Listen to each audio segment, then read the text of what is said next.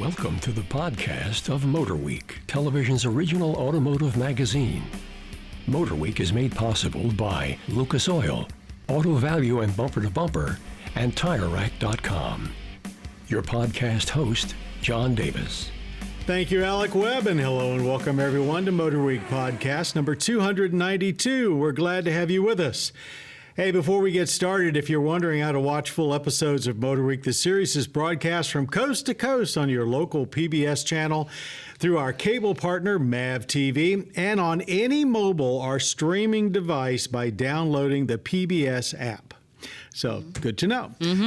On today's podcast, Jessica Ray, Alex Kellum, and Stephen Truitt, and we're going to wrap through three different vehicles. One of them we're going to save for towards the end. We've got a lightning round, a viewer question, and we'll see if anybody's got a rant and rave about something they've seen on a new model lately.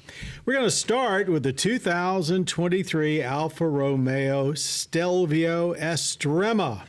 Alex, a new version of the Stelvio. Yes. You want to take us through it? What Yes. is it? Why do we care? And how did it perform? Can do. All right, so let's get the most important piece of information out of the way first. Estrema means extreme in Italian. Oh, wow. Gee, Yeah. thank you Yeah, very much. Even the illiterate in me It's, knew that. this is the hard-hitting journalism I went to school for. Absolutely. Yes. So Stelvio has existed in the U.S. for 5 years, as we know, but the Estrema is new for 2023. It is, to my understanding, a limited edition. It builds off of the Veloce, I hope I'm pronouncing these That was right, good. and the Quadrifoglio, which is the Quadrifoglio is the top of the line, so this kind of slots between those two models. Okay, so it's not really a new Extreme.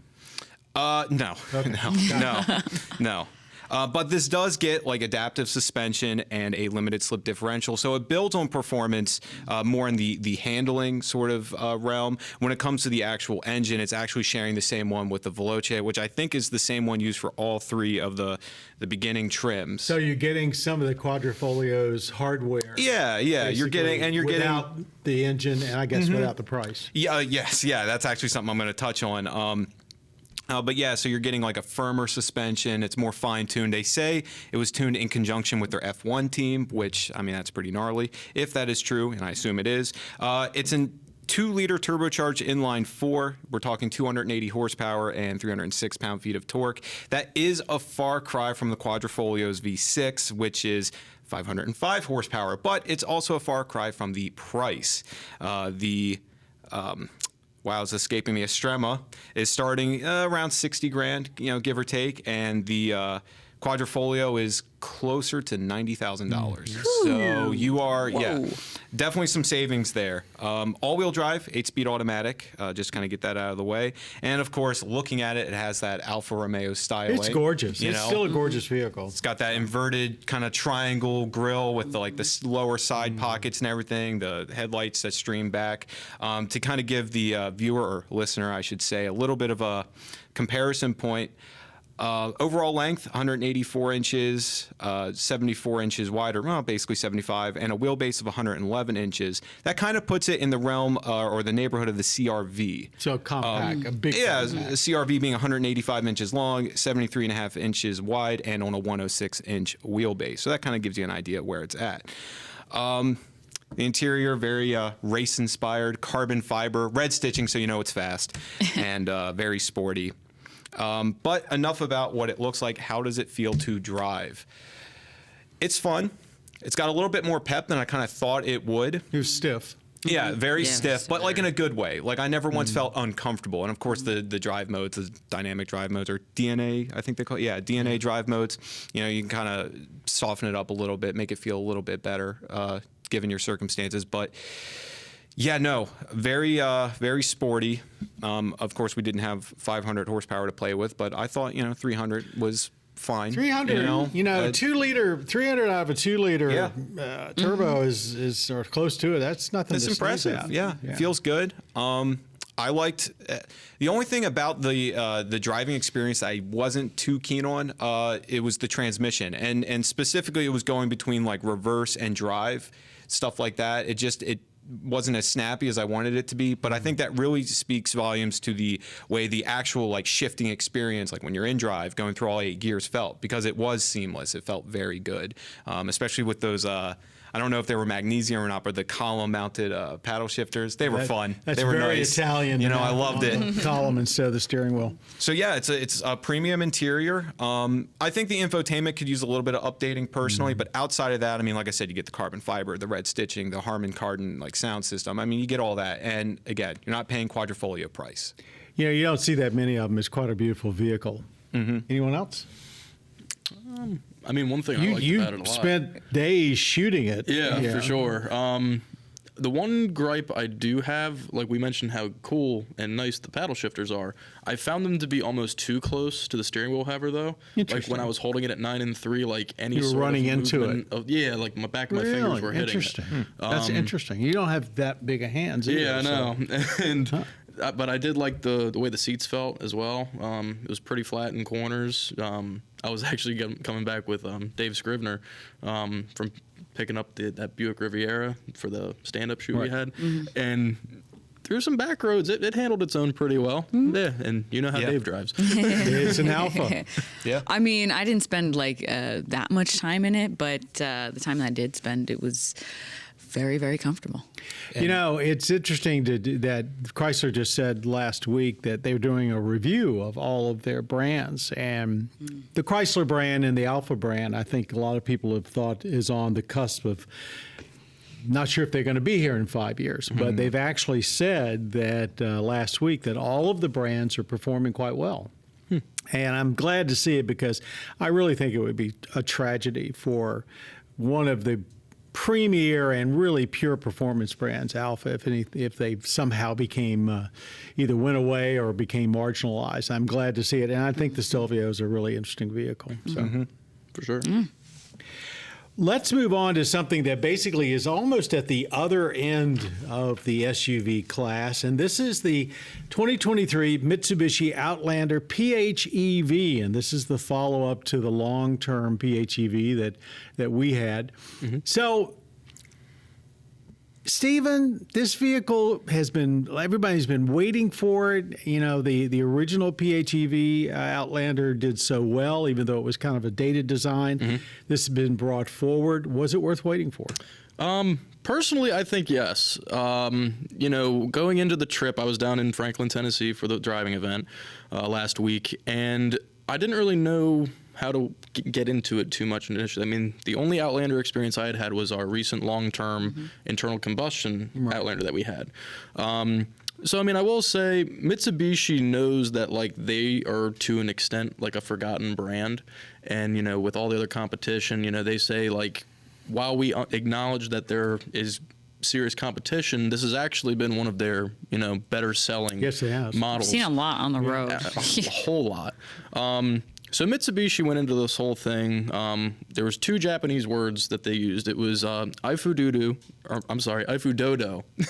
my apologies, and Omatanashi.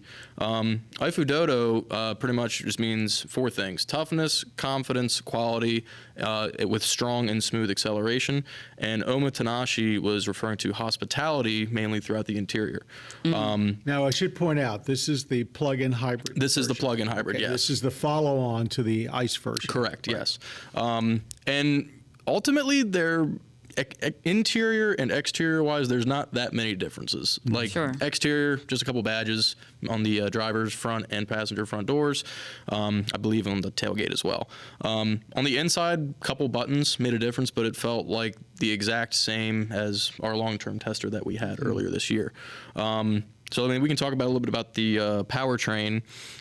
So it's one internal combustion motor, of course. It's a 2.4 liter Atkinson cycle motor, along with three electric motors. Three electric motors. Wow. That's a lot for a plug-in hybrid. It is, and the one located in the back drives solely the rear end. Okay, so all right. So, you know, they are available now. They just delivered their first unit a few weeks ago. So the total horsepower, it's 248 horsepower, 332 pound-feet of torque.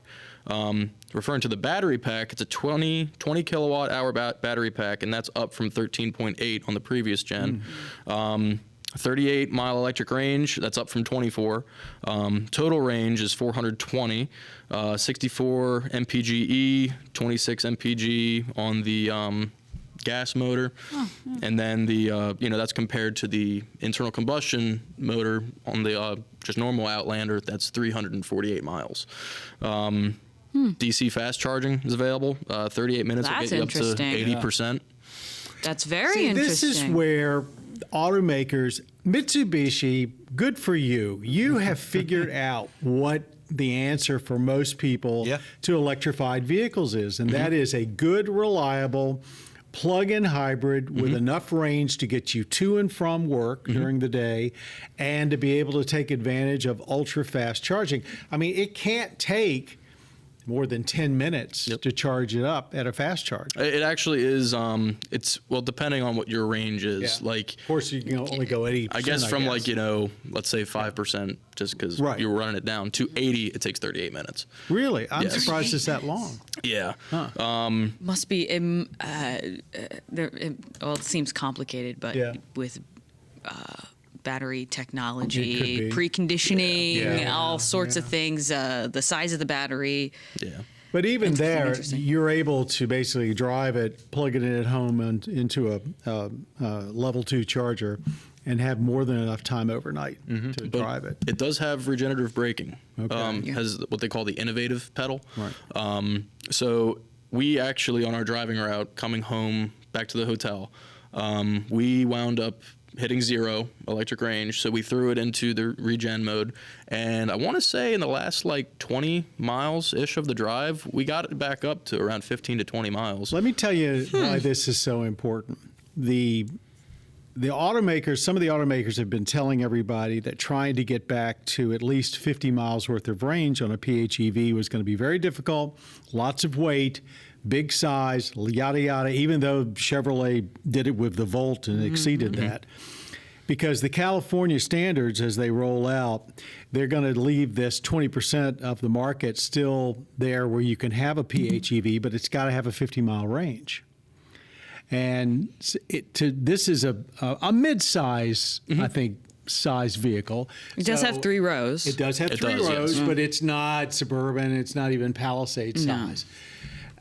It's still based also on the Nissan Rogue. Correct. Although I think when we had the ICE version, we really didn't see a whole lot of similarities besides the interior. I thought it was nicer. Yeah, I thought it drove way nicer.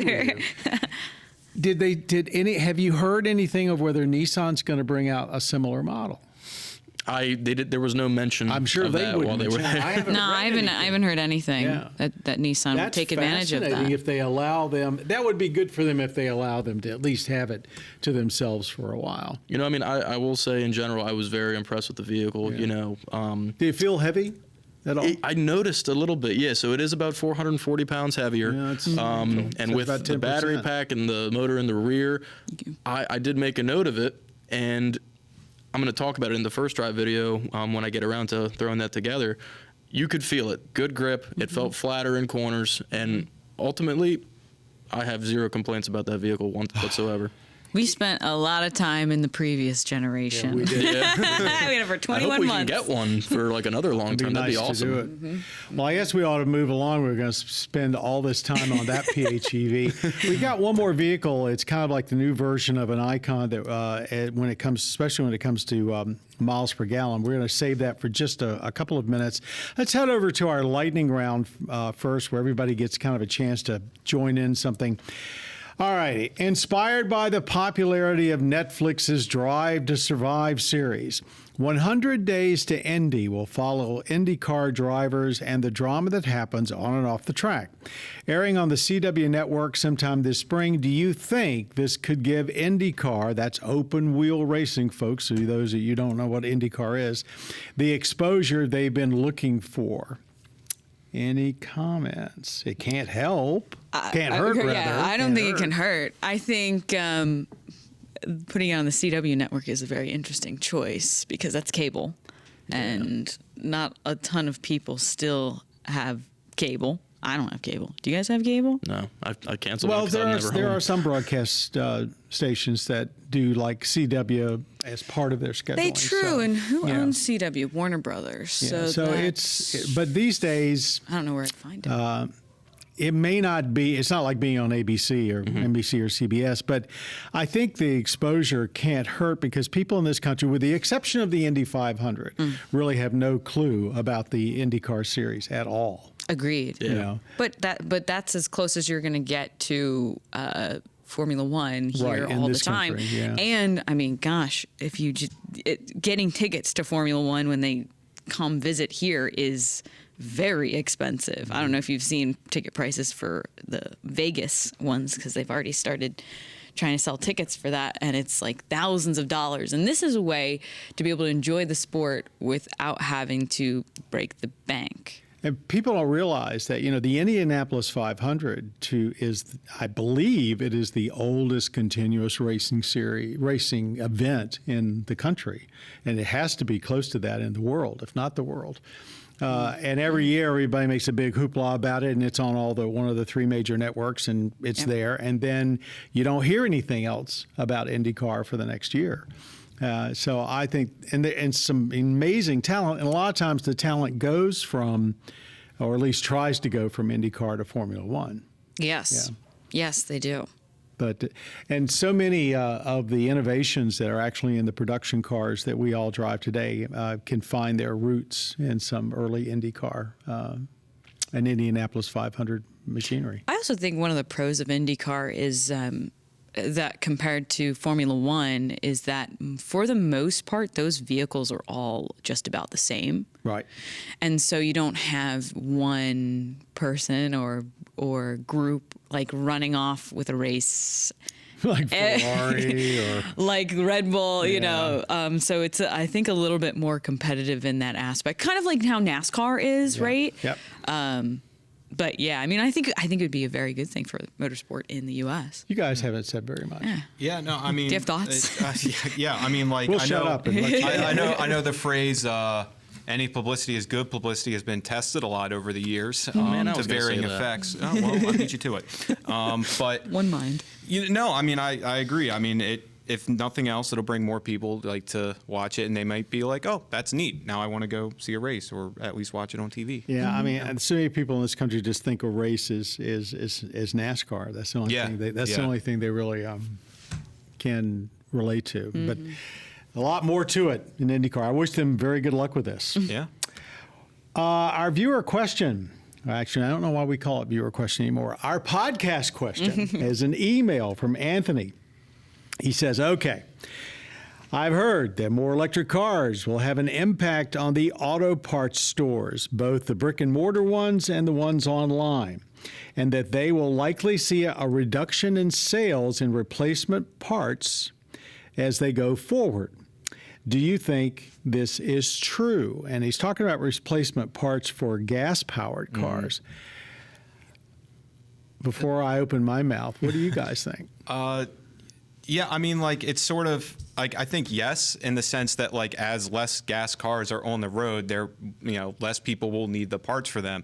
I would not be surprised if EV parts are easier to get through service centers and dealerships, or their preferred installers, because maybe they're more complicated. That being said, though, if there's any left, I think mom and pop stores are the ones that'll suffer more from this. At the end of the day, people are still going to need tools, cleaning supplies, skull-shaped like shift knobs and stuff. Like, they're still going to buy that stuff. So I think they'll be fine. But yes, I do think we'll see a reduction in replacement parts for gas-powered cars specifically, just because it's a numbers game. Like, as more EVs and stuff eventually end up on the road, they will probably sell less parts for ICE. Anybody else? You got to have those skull shift knobs, man. Yeah, the novelty license plate frames and everything. There's a market. There is. So for me on this, I say ask me this question again in like 50 years' time, because there's still so many. I will know you in 50 years. Okay, well, anyway, ask me later, because there's just still so many, EVs, yeah, while they're becoming more and more predominant within automotive, there's just still way too many gas-powered vehicles on the road to even question it right now. I mean, oil is ultimately, one of the big things that they'll always sell and will continue to sell, but as whenever and if the day comes that gas and oil engines are outlawed, then we can talk about it then, because then at that point all businesses would be suffering more and more and more every single day. I'm probably just rambling at this point. You just pulled the magic 8 ball. Ask me again sometime. Thanks, Adam. But I liked it. It was a good answer. Much appreciated. Jessica, any comment? Yeah, I mean, I think obviously eventually, electric cars in many ways are simpler, right? With certain parts, but they're also more complicated at the same time, right? So I think, in the next few decades, I would say like next 2 decades, we've seen, even automakers seem to have simplified their gas-powered lineups, right? They share a ton of components. I think I say 10 years from now, you have a Honda Civic and you need a new infotainment system. Well, you can just pull one out of a CRV. A CRV. I mean, we're seeing that across the board. So I think eventually we'll see, but it also will just be an evolution of something else, because there's going to be parts that people are going to need for cars forever. I think I disagree in a way with everybody except Steven, maybe a little bit, because there are, and I may have the number wrong, it's either 216 or 260 million internal combustion engine light-duty vehicles on the road today. I believe that. Those people are not going to be giving up those vehicles. We've already got the age of the average vehicle on the road today. I think it's up to 12 years. I think, I would agree with that. I and think it's going to get longer and longer, because people are going to say, I can't get what I want maybe in a new vehicle. I don't want to switch over to all electric. I want something where I can gas up in 5 minutes and go. So I'm going to be keeping these on the road longer. I mean, I'm not sure we'll end up looking like, Cuba, but I can see, the major parts, suspension, transmission, all of that stuff, may be enduring a lot longer than it has in the past, just to keep some of these things going. And actually, it will be aided by what you brought up, in that so many components are shared. I think that's a great thing. I think it simplifies it. Yeah, here's hoping. And right? I also think that, within the next decade, remanufactured parts, refurbished parts, those are going to be huge. Yes. We're already kind of seeing it now for people who want to keep some vehicles running. And do it at a reasonable price. Exactly. Yeah. So very good. Thanks, Anthony, for that question. That was a deep thinker. Before we get into our rant and rave, we're going to go back to Jessica, who has a little something on the latest all-new 2023, drum roll please, Toyota Prius, the car that really made hybrids popular around the world. So, new Prius, is it a big deal? Tell us about it. It's a very big deal, because this is sort of a moment in which Toyota is saying this is no longer just a hybrid that we're selling to people who are eco-friendly. They're no longer selling this to, or offering this and appealing this to people in a more niche sort of way. This is a vehicle that's going to appeal to everyone, and that was their approach to this. And you can clearly see it with the exterior styling. I mean, it's actually handsome. It is very handsome. And like I said, it kind of is no longer so quirky, that it used to be such a quirky looking thing. And I would say the last generation was incredibly unattractive. I thought it was just ugly. I'm sorry. Beauty's in the eye of the beholder, but okay. No, it was. I agree. But it's a very big deal, because this is built on their second gen TNGA car platform. It is lighter, it is more rigid, and it also has a lower center of gravity, which I took it on the highway, and I got up to, I would say, 80 miles per hour on the highway. And in the previous gen, you kind of had that sitting on top of the car, sort of feeling that floating feeling a little bit. No longer. And I was incredibly impressed. But Some big things to note. Obviously, lack of power was such a big issue in the previous generation. We now have a bigger engine in it. It's got a 2-liter i4 paired with their new 5th gen hybrid system. That's an additional 75 horsepower from the last generation. And for people that don't know, around the world, various places have tax laws that pretty much make it prohibitively expensive to have anything larger than a 2-liter. So 2-liter, that's why you hear almost everything we talk about, it's got a 2-liter engine in it. So they've taken the internal combustion engine part up about as far as they can, and keep this a mass market vehicle. Yeah, so you're looking at 194 and 196 horsepower. Which makes it very good for even something larger. Yes. And so highway driving was fantastic. It was so much better than before. I had no issues merging. I will say the CVT in it is still loud. It's a CVT. It's a CVT. Yeah. There's nothing more I can really say about that. But it was fine. And they're saying that the front wheel drive LE base model version can get up to 57 miles per gallon, which is really impressive. They are going to do an AWD, an all-wheel drive? Yes, they do. They have, it's about a $1,400 difference to get all-wheel drive. So they have 3 trim levels, LE, XLE, and Limited. So super simple. The LE has 17-inch wheels, while the XLE and the Limited have 19-inch wheels, which are pretty big for a Prius. Because that has to do with rolling resistance. They've gentrified the exterior. What about the interior? Interior, kind of the same way. It has that similar look to the BZ4X. So very simple but straightforward. Correct. Huge improvements on the last generation, though, because they've moved the instrument cluster, which was kind of away from the middle. It's now in front of you. It's super simple, very easy to read. The center stack is also incredibly simple. The infotainment now has it has 2 screens. One's an 8-inch and one's a 12-inch. And it's got the new Toyota infotainment system in it, which is really great. Also, physical climate controls. That was one of my biggest issues with the last one. Oh, yeah. It had this huge vertical screen, and trying to, while you're driving. It's almost impossible. Couldn't stand it. It was terrible. And then there was we used to have glare issues with that screen. So all in all, the build quality seemed really great as well.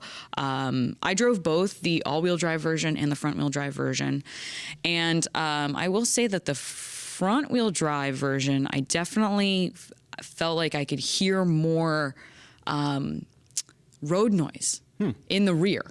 In the rear. Interesting. Less weight back there. Yes, and so with the all-wheel drive version, I felt like that was fixed. So to me, if I was going to buy one, I would buy the all-wheel drive one for sure. But basically, pricing-wise, it starts at $28,545, which is I don't know. Kind of steep, but it's a hybrid, so there's that, and it kind of can peak at 38,000. So still a hatchback. I couldn't really gauge whether the dimensions really changed all that much in the rear. I think if anything, you might lose a little headroom in the back because of the sloping roof line. But all in all, incredibly impressive. Vehicle. Toyota has they've been poo-pooing a lot of the EV efforts because number one, they've got so much invested in hybrids, but they basically are out to show the world that you don't have to go battery electric in order to save the planet. That by basically getting 2.5 to 3 times the fuel economy that you would without a hybrid system, you can do a bigger footprint or I should say, reduce the carbon footprint more. It's an interesting approach, and I wouldn't count Toyota out at all. Fuel economy. I should mention that the Prius hybrids should arrive in dealerships in January, and any idea when the Prime plug-in? Prime should come sometime in the new year, probably closer to the spring. Right. And And so we'll have more details on that. I bet they'll work hard to get that the EV only range of that up. Probably. We already know that it'll be 50% more than the previous generation. So pretty significant. Before we wrap things up, everybody, a rant and rave at all? Anything on any of the new vehicles we've gotten in that just basically you could do without, or that you absolutely fell in love with? Anyone? I got something, but it's not pertaining to one of the vehicles we've Go had ahead. lately. So I've been seeing a lot of videos on YouTube and online in general of the new BMW i7. And there's a lot going on with that car. And I actually got the chance to see one over the weekend at local Cars and Coffee. Just gave it a brief overlook. And I have to raise a question of, when does an automaker say, okay, enough technology is enough? And So far, we haven't seen that. Yeah. and you know, it's one of those things where one of the big options on that car is on the in the back seat. rear It's a screen. $5,000 option. It's like a 31-inch rear screen that drops down. Yep. And I'm not saying that it isn't cool, because yeah, it's cool, but all I see as technology adds up within a vehicle down the road, if you are planning on keeping this vehicle for a long period of time and say you don't buy warranty, all I see is things to potentially break and dollar signs adding up. And the Oh, fact that Steven. electronics often go completely obsolete and you can't get replacement Exactly. parts. But you have to think, that's the people who are buying an i7. I mean, would an i7 something be like a flagship? It is. Yeah, That's a and flagship. most people will 1000%. probably So, like, lease it for 3 years and they'll give it back. These are people who have more money than they know what to do with buying some of these cars. So they're not worried about it. Fortunately, I don't think maybe in 10, 15 years' time, a screen like that might make its way into something like a Tahoe. Save that comment for when we actually get one in. 10-4. Yeah. Yeah, that's true. I was say, I'm sure we're going to get one sooner than later. Oh, it's so. coming. It's coming. All right, everybody, we're going to wrap up this edition. I want to thank everyone, Jessica, Alex, and Stephen, who for all of their sage advice and even non-sage advice. On the technical side, our audio engineer, David Wainwright, who always makes us sound a lot better than we have any right to. Our podcast producer, Jessica Ray, right here, and podcast creator, Bob Mixter.